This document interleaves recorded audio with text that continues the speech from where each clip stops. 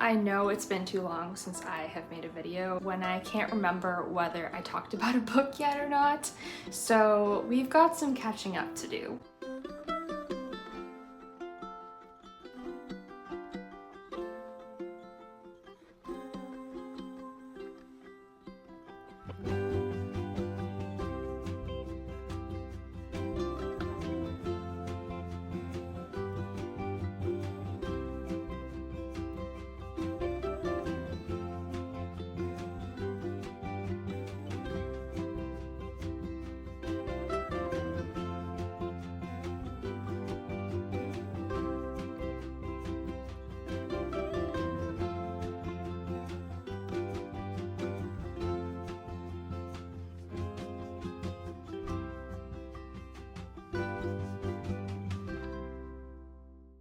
Doing a lot of reading during my time off of booktube, and I'm excited to share those with you in this video.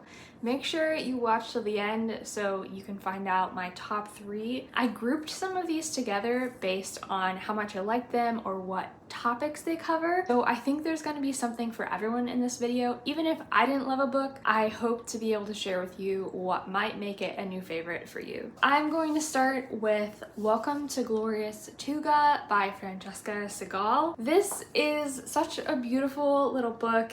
It reminded me of All Creatures Great and Small combined with the Guernsey Literary and Potato Peel Pie Society by Annie Barrows. In this story, we're following main character Charlotte. She just finished her training to be a vet, and she is traveling to the small island of Tuga, which is in the South Atlantic, to study the famous gold coin tortoises that live there. They're an endangered species. Also, she has a second intention, which is to find her father. She has never met her father, but she has reason to believe that he is from this place and he might still be living there, so she's kind of searching for clues as to who that might be. And I didn't know it going into it, but romance is definitely a subplot at play. There is a little bit of a love triangle going on, Grumpy Sunshine combo, as well as, I don't know, friends to lovers vibes maybe. You'll have to let me know what you think, which relationship you ship in this book, because it is a fun one. I ended up giving this one 4 stars. I'm excited that it's the beginning of a new series, and I can't wait to read book 2. The next book I read is one that I borrowed from the library, so unfortunately I don't have a physical copy in hand, but that is The Moonlight Market by Joanne Harris. I actually read a couple books by Joanne Harris, so I'll talk about them briefly here. Moonlight Market is a lot more atmospheric. It's like a modern day fairy tale, multi-perspective. So one perspective is that fairy tale that kind of sets up the premise of what's actually going on. And we kind of have a Neverwhere by Neil Gaiman style story in this book. Modern day London, but there is magical, fantasy, mysterious things happening beneath the surface, which we are uncovering along with our main character. Tom is a photographer who is more comfortable seeing the city and the people around him through his camera lens, but one day when he's in the developing room, he looks at the negatives of the film and he sees a poster for something called the Moonlight Market. He goes back to the place where he saw the poster and he enters this unseen world, and we are discovering as a reader what exactly is at stake for Tom. Maybe he doesn't know as much as it appears, and maybe he has sacrificed more than he knows. It's a fairly short book, but I really enjoyed reading it around bedtime because of like that fairy tale language and just the rich and delicious prose that is true to form for Joanne Harris. The other title for this one is Peaches for Father Francis. This is book 3 in the Chocolat series. Once again, we are following main character Vienne. In this book, she and her 2 daughters make the decision to return to the village of Lasconnette after receiving a letter that was sent before a character passed. And so it feels like they're receiving a letter from the dead, and in that letter they are invited to come back, change a person's trajectory, save a life perhaps. So she decides to respond to that. You know, the winds are changing once again, and they end up back in that same little prejudiced French village that they started in the first book of the series. It has very different vibes from the first 2 books. I didn't like it quite as much as the other two books, but I still gave it like 3.5 stars. You might like it, you might dislike it. Let me know if you've read this one where your thoughts lie. I finished the second book of the Mistborn series, which is The Well of Ascension by Brandon Sanderson, and there's not a whole lot I can say about this because it's the second book in the trilogy and I don't want to give you spoilers if you intend to read this someday. It took me like 3 months to get through this book, and as someone who loves fantasy and typically tears through those types of books, especially if they're part of a series, that's just unacceptable in my mind. I really love Trust of the Emerald Sea, which I know is just kind of like an entry point to his writing, but I am still planning to give The Way of Kings a chance and see if maybe a different area of the Cosmere works a little bit better for me. If you love this series, I totally understand it. I think if I had discovered it earlier in my reading journey, I might have loved it too, but it's just frustrating me. I think the slower pace at which the story is told, or the pull, if you will, there's not enough character-centric focus to balance or push back on that. So there's not enough spikes or horseshoes to actually make me fly through this book. Next is a book from my 24 book TBR for this year, The Remains of the Day by Kazuo Ishiguro. So in this story, we're following a butler who has poured the best of his life, the best of his days, into serving a family who owns an estate in the English countryside. Recently, the estate has changed hands to a young American owner who really wants the butler to seize some of the day, and he gives him permission to take one of the cars on a driving holiday around the English countryside to see more of the world outside the house that this man has not really gotten to witness during his lifetime. So he takes him up on that offer. He decides he's going to pay a visit to the former housekeeper of the estate and see how she is doing with her life. We get to follow him as he drives around, and the different people that he interacts with give us a picture of who he is as a person. He's very much proud of his standard of service that he has given to these lords over the years, and it's just a very strong character writing for this author, but also kind of a cautionary reminder of taking heed to how you spend your days and spend your life, and to make the most of what remains of it. A Sorceress Comes to Call by T. Kingfisher. This was such a fun time. It's a fantasy horror retelling of The Goose Girl. In this story, we're following two female protagonists. One of them is younger, her name is Cordelia, and her mother is a sorceress. The other is an older woman named Hester. Cordelia's mother may be a powerful sorceress, but she's not a very good parent. Her mother's latest scheme is to pack up their lonely little house and travel to the estate of an English squire, seduce the squire into marrying her, and have a solid cover for any of her nefarious evil plans. The squire quickly falls for the sorceress schemes, but his older and wiser sister Hester sees how Cordelia is suffering under her mother's oppressive magic, and she puts her head to figuring out a solution that will not only release her brother from the sorceress grip, but also free Cordelia. I loved both of our main protagonists in this story, especially following Hester because she's an older female protagonist. It might not be for everyone, but if you like that type of book, or you like fairy tale retellings that are a little bit scary, then this might be right up your alley. In addition to those creepy moments, it also had the balance of some cozy moments where the good guys are banding together and researching how they can stop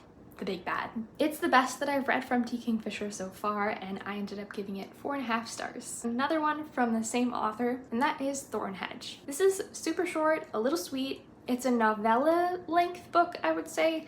It's a retelling of the fairy tale Sleeping Beauty. The twist here is that the sleeping figure in the tower is locked there for a good reason, and it's a completely different figure who needs a little rescue. Another great female protagonist, very well done storytelling, and the atmosphere that I think we know to expect from T. Kingfisher. Also, the little illustrations of the toad are just so cute.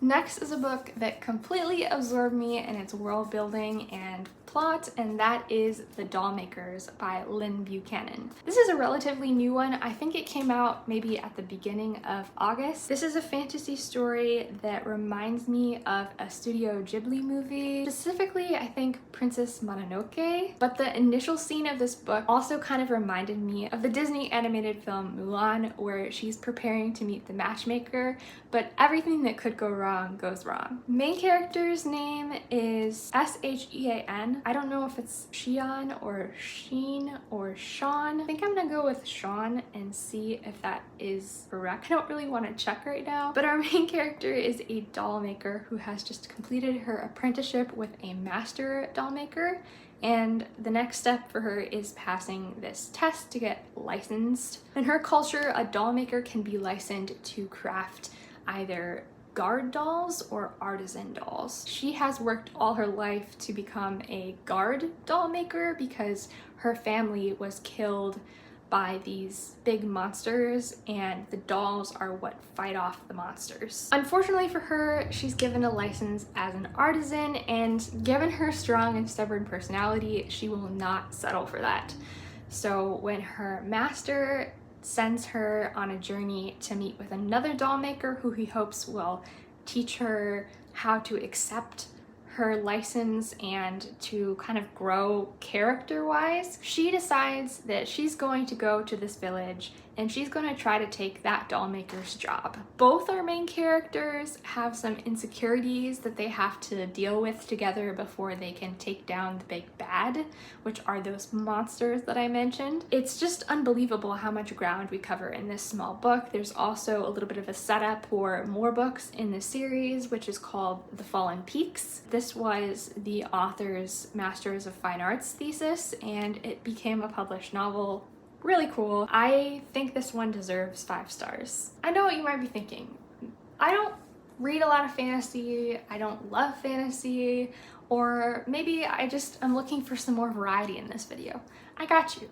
I also read Hotline by Dimitri Nasrallah. This is a moving novel. It reads kind of like a memoir, but we get a lot of more inner thoughts from our character. In this novel, we're following a young single mom, Muna, who has fled the war in Lebanon and resettled in Quebec with her little boy. Her husband was kidnapped a year before they left, and her in-laws kind of pushed forward the paperwork, so she had to leave her home country and come to Canada, start over again with her young son. In Quebec, she's been looking for a full-time job, and she sees an ad for a salesperson at a diet company. It's one of those places that ships like prepackaged meals that are certain portion sizes. As Muna talks to various lonely people on the phone who are looking to make a change, to have better relationships, to have a better body image, she is able to draw a contrasting line between their experiences and her own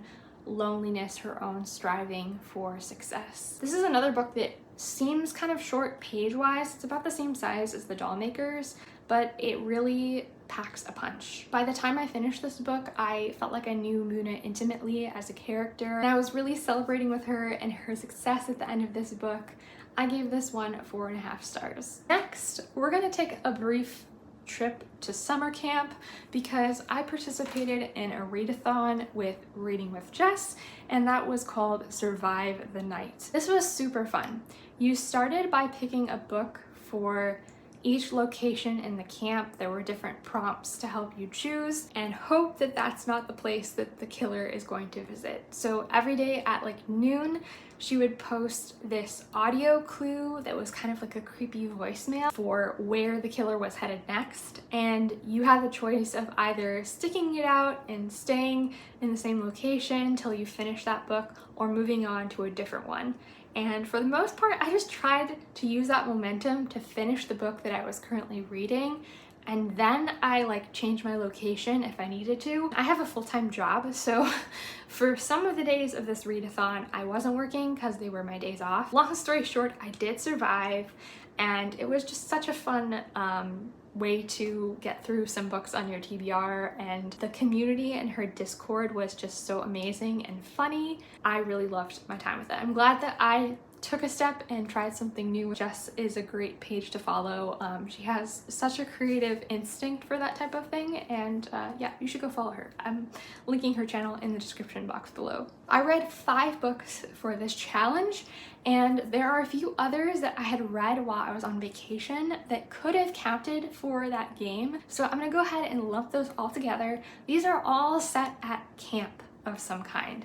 So the first one is the hot book of the summer, and that is The God of the Woods by Liz Moore. So well crafted. It is multi-POV and we have different timelines that we're following. I love that we actually got a literal timeline at the top of each chapter so you can keep track of where you're reading. This is kind of a suspense or thriller book, but it's more character focused than typical. I think most thrillers are a lot more plot-based. In the Venn diagram of thriller, suspense, and literary fiction, I think that that will be the sweet spot for you. If you like both of those genres or you kind of dabble in each of them, definitely give that one a try. I didn't see the resolution coming for like the 1960s mystery, but the one in the present timeline was a little bit easier to put together. I'm thinking about giving one of Liz's other books a read. Let me know what you think if you have read it. I really liked her writing style and the setting of the story. Obviously at summer camp, that's kind of a fun place to be. That one was 4.5 stars. Another book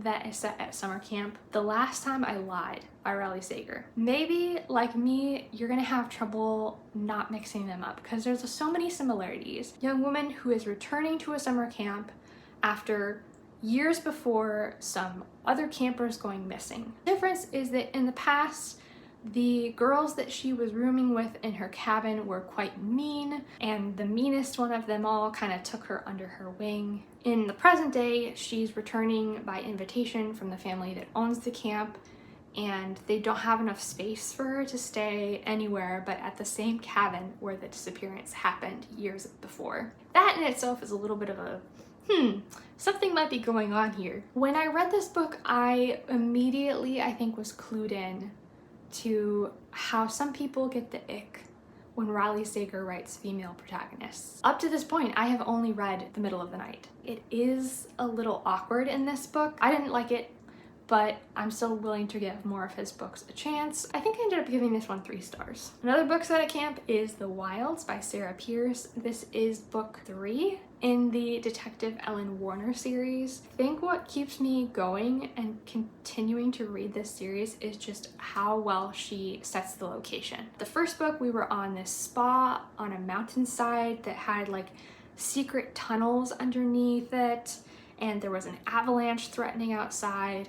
And then in book 2, we were on this cliffside retreat on an isolated island, and again, like, I think there were weather things at play, like maybe a hurricane or something. And then in the third novel, we're set in the wild, forested mountains of Portugal. We do have multi-POV in this book, and our main character, Ellen Warner, is kind of lesser of a voice, I would say. Like, there's another female protagonist that we're following a little bit more closely, figuring out what happened to her. I was able to guess the main twist for this one, but there were a lot of little ones throughout that surprised me. I also had to suspend my disbelief a little bit for this book, if I'm honest. But if you're interested in my spoilery thoughts where that is concerned, I do have that kind of like grayed out in my Storygraph review, so you can visit that. All the same, I think Sarah Pierce's prose keeps me turning those pages, and it's the settings that keep me returning to her books. Last of the camp books, Summer's End by Juneau Black.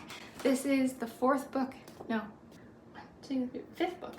This is the 5th book in the Shady Hollow mystery series, and once again we are following our main character Vera, who is a fox and a journalist. She and her best friend Lenora, who is a raven, volunteer to be the chaperones for a summer field trip to this historical site called Summer's End. It's an ancient burial ground where animals banded together to create a calendar so that when the sun sets on the last day of summer, it lights up a certain stone and shows that autumn is coming. Kind of an interesting setting, and I definitely could tell that they were going for a dark academia vibe for this book. We've got a lot of professors that are hovering around the site that are there to study, and when they arrive to witness that historic moment, something blocks their view, and it is a fresh body. So obviously Vera has to be on the case again. This one was a little bit easier to guess, you know, who the culprits are and everything, but that's really not the point of this series at all. The dark academia-ness of it all doesn't quite match up with the cozy vibes that this series gives me. So I don't know that I liked it as much as other books in the series, but I still gave it like 3.5 stars. If you've enjoyed the series thus far, definitely keep going. And I just heard recently that another one is on its way before too long, so you can bet I will be adding that to my shelf as well. So here are the books that I'm still thinking about. The first one is The Husbands by Holly Gramazio. This is a debut novel that centers on the problem of endless choices, settling, and commitment. 20-something Lauren returns home after a late night out, and her husband meets her at the door. The problem is, she's never been married. This might sound like it's the beginning of a thriller or suspense novel, but it's a lot more fresh and darkly funny. It's a little bit more on the lit fic side of things. According to the pictures on her phone and her closest friends, she has been married to this guy for many years, and the objects in her house, the decor has changed as well. So she knows that something is different, but she has no memory of meeting this guy, of forming a relationship, and of course getting married. She's still trying to figure out what's going on. The husband climbs up the stairs to the attic to change a light bulb, and he disappears. Another man climbs down, and everything is changed again. The game is reset. The decor in her house has changed, the pictures on her phone have changed, and she's living a completely different life. So when she discovers that she has this ability to try out different lives simply by sending someone back to the attic, she kind of begins this compulsive search to find the perfect combination of everything, something that she can live with. It really makes you think about how many choices we are offered in life, and often we just have a problem finding contentment. I did end up knocking a half star off this book because there was some sexual content that I thought was absolutely unnecessary to the storytelling. As far as the themes of this book, the clever plotting, I really enjoyed it. I'm still thinking about it. I gave it 4.5 stars. My last book that I have to talk about is part of a series that I love, and that is the third book in the Amari series. Actually, it's called the Supernatural Investigations series, but that's such a mouthful. I read the third book, which is called Amari and the Despicable Wonders, and I also did a reread of the first 2 books before I ran into that one. The first 2 books hold up so well still, in my opinion, and I just got back that same initial excitement that I had reading the books for the first time. Like every page you turn, there's something kind of absurdly out of the normal, but your brain is just able to picture it so well because the writing is just so good, and you kind of start to just dismiss things that seem crazy or like magical as completely normal because that's the world that this is set in, and I just love it. This is the third book. I love the friendships at the center of the stories, and Elsie and Amari are still my favorite. The first 2 books kind of really set the world for us. It gave us the core, the base of the solid friendships, and a sudden betrayal that kind of raised the stakes for the world and our main character. And there's always like some little return of something that was lost at the end of each book, and this one is no exception. With the ending of book 2, there was like this very big problem, and I thought in book 3 we were going to try our best to prevent that so that there wasn't a disaster. But what ended up being the case was disasters just multiplied. Like they did not solve the problem.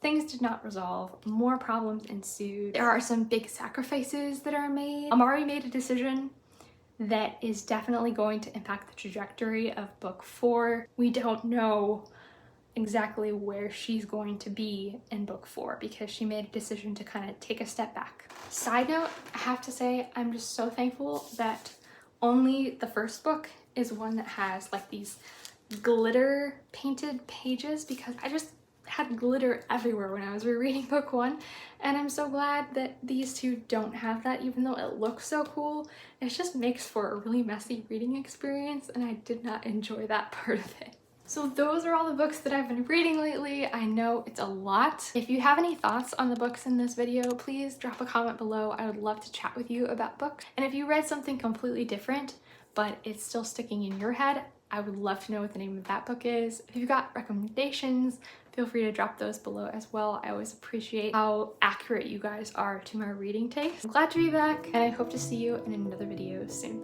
Bye!